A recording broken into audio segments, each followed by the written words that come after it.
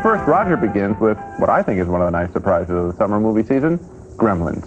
You know, there are three things that everybody should really know about a gremlin. First of all, they don't like bright lights.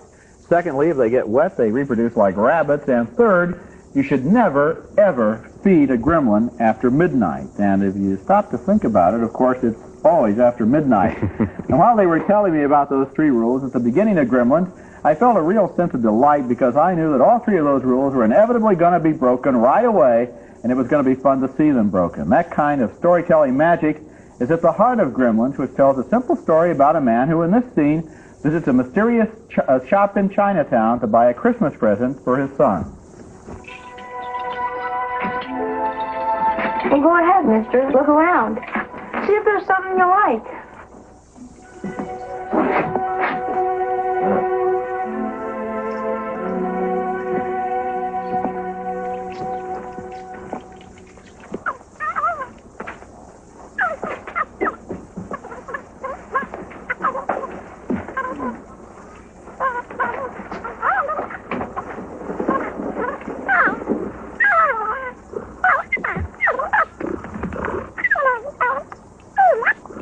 What is it? Mogwai.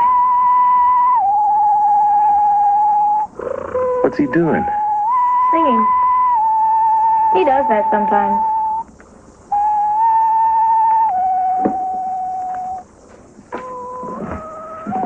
I gotta have him. He's incredible. Tell you what I'll do. I'll give you $100 for him. I'm sorry. Mogwai not for sale. I thought you said everything at your grandfather's store was for sale. Grandfather!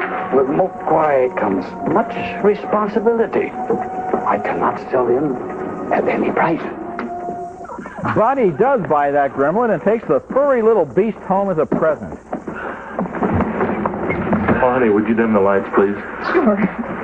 Dim the lights. Did they do glow in the dark? It's important.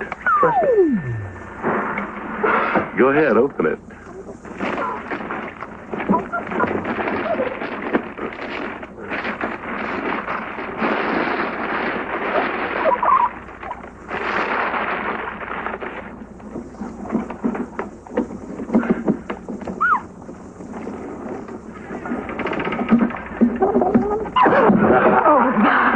What is it? No. It's your new pet. Come on, Barney, be a good dog.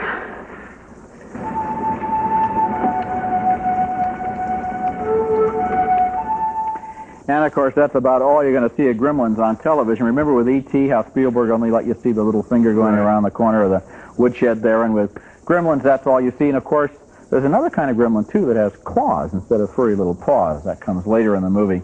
I guess it goes without saying that gremlins start out, at least, as cute little beasties. After all, this movie was produced by Steven Spielberg, the man who invented E.T., but gremlins can also be very mean, especially when they're fed after midnight.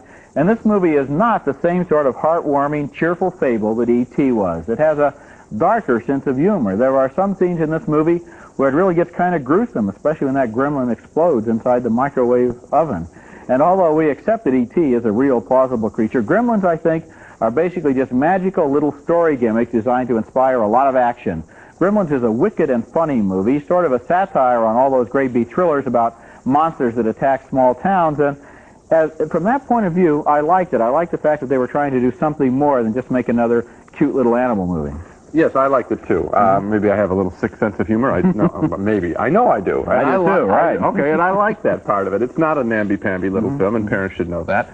But I enjoyed it because it really is walking between two kinds of pictures, and I think it pulls it off. It's walking between the sweet little innocent Christmas fable, and it's also a flat-out horror film with the bad gremlins who are going to devour that town that the little boy lives in. And I thought the director, Joe Dante, really did a nice job moving between those two kinds of stories, so I bought the whole thing. I'll tell you what, in a way, this is a haunted movie, and what it is haunting is the whole tradition of Norman Rockwell Christmas American Hollywood movie. Right. The first shot in the movie practically is that town that's obviously an artificial, you know, all the little lights glimmering just like at the beginning of a Disney picture, and before long, everything that can go wrong on Christmas Eve in this sweet little town is going to go wrong, and the whole place is going to be up for grabs. And that kind of satire was really interesting in this film. It's like a Norman Rockwell painting, well, only there's blood on the turkey, you know, that kind of thing. Okay, coming up next at the movies, The Search for Mr. Spock.